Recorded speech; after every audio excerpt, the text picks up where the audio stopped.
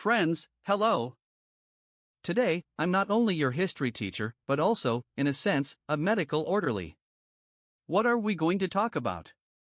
We are living through something that several generations are experiencing for the first time: a global pandemic, a universal quarantine, call it what you like. And today, we'll discuss the great epidemics of the past, where they came from, how people fought them, and most importantly, how societies changed afterward. Let's note right away, humanity has probably endured several pandemics that left no written trace, we simply have no sources. But there are also official, well-documented ones. The first is the so-called Plague of Justinian, named after the Byzantine Emperor Justinian I. It broke out in Egypt in 541 CE and, carried by merchants and goods, spread across the Mediterranean and began to kill. What came before it? A scene straight out of a bad disaster film, one natural catastrophe after another. First a volcanic eruption, then unusually low solar activity. Contemporaries said the sun shone without rays, like the moon. Less warmth meant cold, cold meant poor harvests meant famine. Shortly before the plague, the same regions suffered from leprosy and smallpox. And then came the plague. What was especially terrifying about it? Contemporary descriptions speak of the vulnerability of the young and the staggering speed of death. A strong young man, freshly arrived from the road, would suddenly start shivering with fever and quickly die. Procopius of Caesarea wrote that some in perfect health fell suddenly, as if struck by lightning, others developed chills, fever, delirium, paralysis. Black spots or bloody vomiting were almost sure signs of death. In the milder form, known as bubonic plague, swollen lymph nodes, buboes, appeared in the groin, underarms, or behind the ears. They might turn gangrenous and kill the victim, or fester and sometimes heal. Procopius also noted complications, damage to the tongue, leaving survivors unable to speak. In Constantinople, the bubonic form dominated. There was no medicine in our sense of the word. The emperor had no idea what to do, neither did the doctors. There was no talk of isolation. Servants and physicians caring for the sick sometimes didn't catch the disease, so it wasn't always spread by touch. People were completely bewildered. How was it transmitted? They fled to country estates and still got sick. Today we know the pathogen was carried by fleas on rodents. Social reaction? Procopius wrote that Byzantium was struck by calamities one after another. Some blamed the malice of an evil spirit near the emperor, others said God had turned his face away from the Roman Empire. In other words, supernatural causes. The sky looked strange, the earth suffered famine, drought, earthquakes, eruptions, migrations, and amid all that, infection spread with terrifying ease. Modern estimates suggest the Justinian plague reached as far as Ireland. Burial was chaotic. Family tombs overflowed, gravediggers died, bodies lay in homes and streets. The state? Almost inactive. There were no travel bans, no quarantines, the disease raged freely. Death toll estimates range from 50 to 100 million, most historians say around 50 million. In 542, thousands were dying daily in Constantinople. The consequences for Byzantium were devastating. The capital lost up to 40% of its people. The eastern provinces were depopulated. The weakened empire opened the door to Arab conquests, losing up to a third of its territory and its global dominance. The Arabs gained access to Byzantine libraries and medical texts and became the new custodians of science. The economy staggered, grain, the oil of that era, soared in price during bad harvests, then crashed when no one was left to eat it. The Black Death. The second Great Plague pandemic, the Black Death, lasted from 1346 to 1353, 7 long years. We count our quarantine in months, they counted theirs in years. What came before it? In Asia, droughts, locusts, typhoons. In Europe, cooling, drought, and the Great Famine, 1312 to 1322, sometimes extended to 1325. Add wars, the 100 Years' War, civil strife in Italy and Spain, the Golden Horde threatening the East.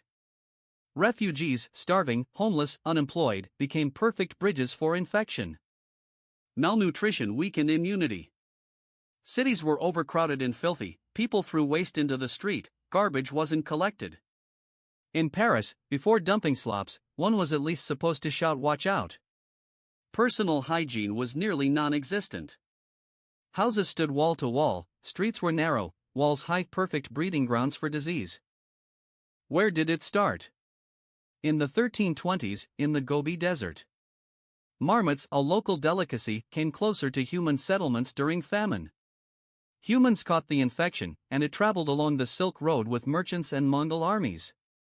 China was hit first, then India. Japan and Korea initially escaped. Japan closed its ports and sent medical envoys to observe in China, barely avoiding contagion. Europe joked until Genoese merchants brought the plague by ship, along with rats and fleas.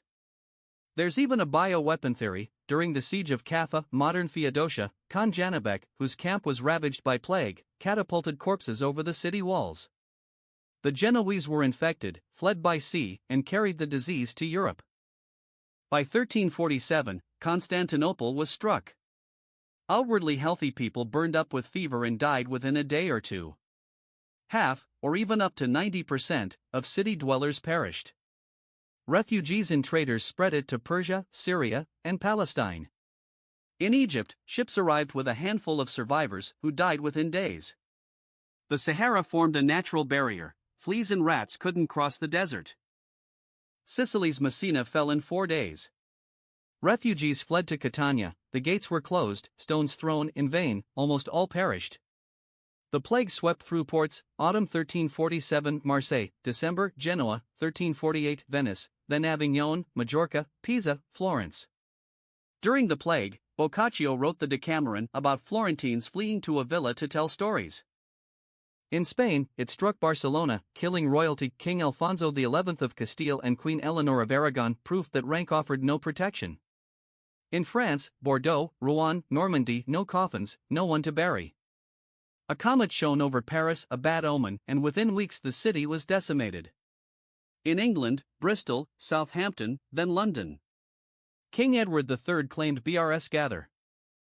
By 134, to Ireland, then Scan, Denmark, Sweden, Norway. Jews were blamed, leading to pogroms and mass suicides to avoid torture and forced baptism. Finland was spared, perhaps by distance or luck. 1352 Pskov, 1353 Moscow, Prince Simeon the Proud died with his sons. Beyond that, the wave burned out. How was it treated? Practically not at all.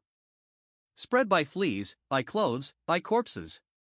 Heat slowed it, boiling water killed it, but was scarce. Incubation lasted hours to 9 days, mortality reached 98%. Doctors lanced buboes, cauterized, used leeches, dried toads, incense, garlic, vinegar, and advised, run far, run fast.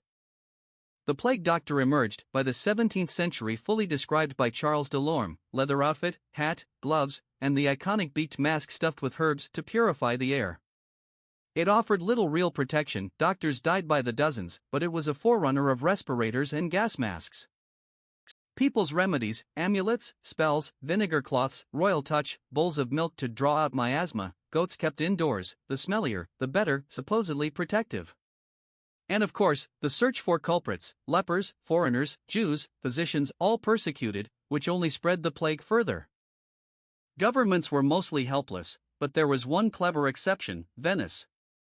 It divided the city into zones, banned mass gatherings, limited funeral processions, capped prices on essentials, aided the poor, imposed a 40-day quarantine on ships, hence the word quarantina, and set up a plague island hospital with its own cemetery. Death tolls still reached 30 to 40%, but the system became a model for Europe. Total losses, 30 to 50% of Europe's population, a catastrophe. Yet humanity recovered. Labor shortages drove up wages, mechanization grew, feudalism cracked, and a middle class was born. Faith in the church weakened, economic power shifted. In Russia, ironically, the plague weakened the Golden Horde, paving the way for Dmitry Donskoy's victory at Kulikovo in 1380. The plague returned for centuries, every 15 to 25 years, with major flare-ups: 1629, Lyon; 1665, London; 1679, Vienna; 1720, Marseille; 1771, Moscow. London, 1665. A classic nightmare. Doors were marked with red crosses and the words "Lord have mercy on us." Bodies were collected at night, bells tolled, corpses stacked in layers, up to 5 deep. Children were laid at adults' feet to save space. Cats and dogs were slaughtered as carriers, leaving rats unopposed. Samuel Pepys wrote, "The city is empty, all talk is who died and who was sick." A year later, the Great Fire swept through tragedy, but it burned the rats and the plague with them. Moscow, 1771, the Plague Riot. A case where hysteria proved deadlier than disease. The plague arrived via troops returning from the Ottoman War and along trade routes, silk, wool. In the military hospital, 20 of 27 patients died within a week. Officials fled, the rich escaped to estates, the poor stayed among corpses. Collectors called mortuses roamed the streets and waxed leather suits with eye slits and long hooks to haul out bodies to mass graves. When even they died off, convicts were released to replace them. At the Varvarsky Gate hung the revered Bogolyubskaya icon. Crowds gathered around it, insisting that the icon is offended and that God will punish if prayers stopped. Archbishop Ambrosy, fearing contagion, moved the icon indoors and sealed the donations. The mob accused him of robbing the Virgin, rang the alarm bells, and stormed the Kremlin. Negotiations failed, General Eropkin ordered troops to fire. Riots continued, nobles' houses burned, hospitals looted, and Ambrosy was found and killed in the Donskoy Monastery. Empress Catherine II sent Count Grigory Orlov to restore order. Acting like a crisis manager, he divided Moscow into 27 districts with supervisors, banned urban funerals, moved cemeteries outside city limits, ordered disinfection of homes and belongings, personally inspected hospitals, and gave people paid work building the Kamerkalasky rampart to prevent looting. Within weeks, deaths dropped from thousands to hundreds.